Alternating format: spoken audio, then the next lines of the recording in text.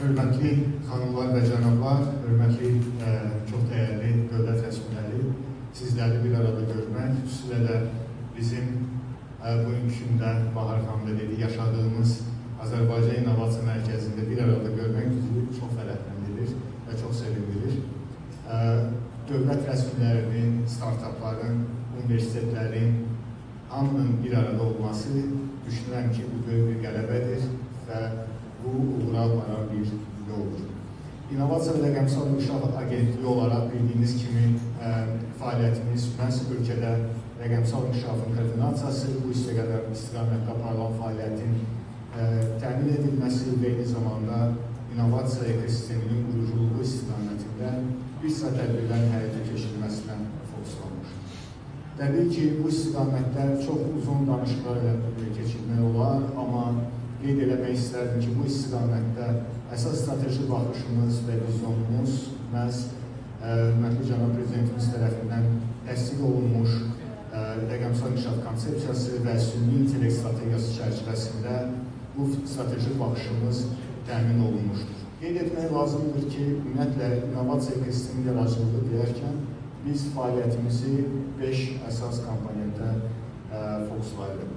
Birinci, hal-hazırda da burada oturduğumuz kimi Azərbaycan İnnovasiya Mərkəzi infrastrukturu qurulub. İnfrastruktur elementi çox vacibdir. İnfrastruktur elementi kimi məhz institusional strukturların, dövlət, akademiya, institut və startupların və bizneslərin, tələbələrin bir araya gəlməsi üçün bu infrastrukturların yaradılması vacibdir. Və bu xüsusda artıq Bakı şəhərində yaradılmış bu şəraitlə yanaşı, eyni zamanda Sumqayıt İnnovasiya Mərkəzi fəaliyyət göstərir.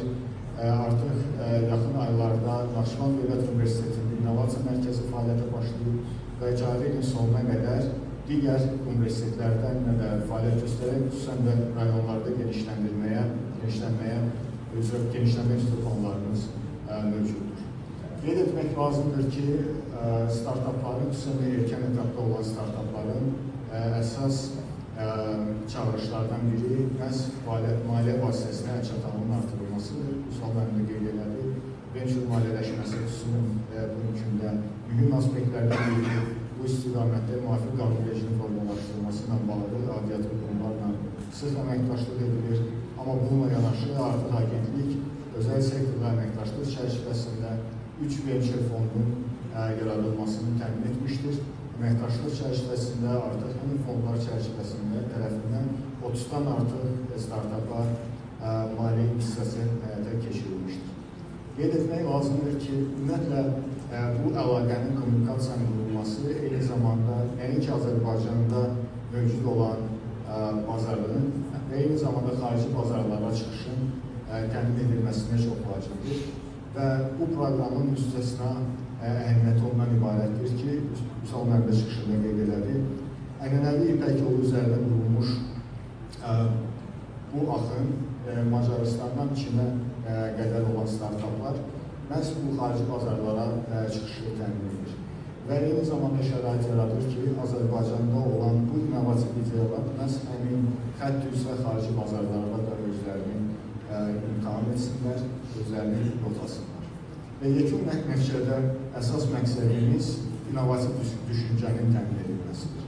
Düşünürəm ki, bu birliyimizin, bu universitet, tələbə və kiçik və orta biznesin subyektlərinin və eyni zamanda dövlət rəsmilərinin bir araya gəlməsi məhz bu düşüncənin formalaşdırılmasında müstəsna əhəmiyyəti vardır. Bir daha bu tədbirin təşkilatçılarına özləri təşəkkürünü bildirilən və əminəm ki, bu demoda ilə iştirak edən 30 startup uğurlu olacaq və onların gələcək fəaliyyətində uğurlar arzu edir. Çox sağ olun.